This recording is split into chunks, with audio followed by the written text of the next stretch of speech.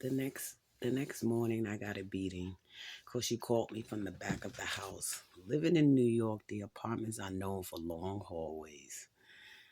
So to hear someone was difficult. Not hearing Alice was the death of you because she didn't play being ignored by anyone, especially her kids. There were days when you couldn't do anything. You couldn't watch TV, you couldn't go out your room or eat food. Our time was winding down in Brooklyn. Alice was missing the Bronx. That's where everyone she knew lived and party at. Chris got in trouble one day with a girl and she became pregnant. That was the best day of my life. He couldn't touch me no more or babysit when my brother couldn't. He did some things that I know one day was going to affect my life. I just didn't know when or where. I do know living in Brooklyn opened a door that took a long time to close. And when the door opened, a flood poured in. We soon moved back to the Bronx on Finley Avenue, an area full of kids playing in the streets, in backyards. There was places to play the numbers was the black community lottery. A chance to make it rich, and Alice played them faithfully and daily.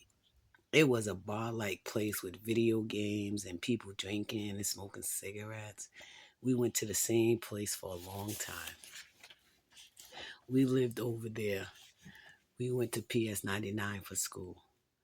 I used to I used to get bullied there also, but a lot of the kids were scared of my brothers, so they would catch me in the girls' bathroom. I didn't fight back because the tone in their voice was what I heard in my mother's mouth. So being at school wasn't any better. Lunch and breakfast was being served is why I endured the bullying. Going home wasn't fun either. Getting a beating daily living at my house. At this time, I began to see the lifestyle my mother was living. House parties in different parts of the city. The first party I went to there were about three kids there. I was the only girl, and the room we was placed in was dark and creepy.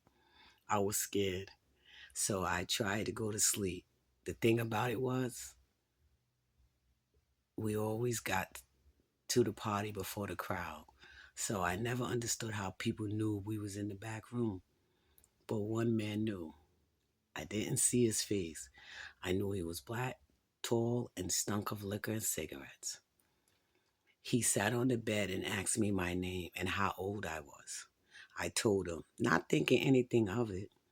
While talking, I felt his hand touch my legs. While asking me, are you scared? I said, yes, I am. Then I said, where's my mother? He said, don't worry about it. She's in the other room playing cards. None of the other kids woke up or got up. I didn't understand why this was happening. I'm 8 years old, going on 9. In this life, we are, Liv has a black girl in New York. This man continued to undress his pants and my underwear and touch me in a painful way. He said that if I scream, he'll do it harder and not care if anyone else heard me. So I stayed quiet. And when he was done, he gave me $1. That dollar will become a memory that would help me make it in the world. But when this man was done, he left and I cried. Before I left the house, another would come and do the same thing to me. Yet not once did my mother come and check on me.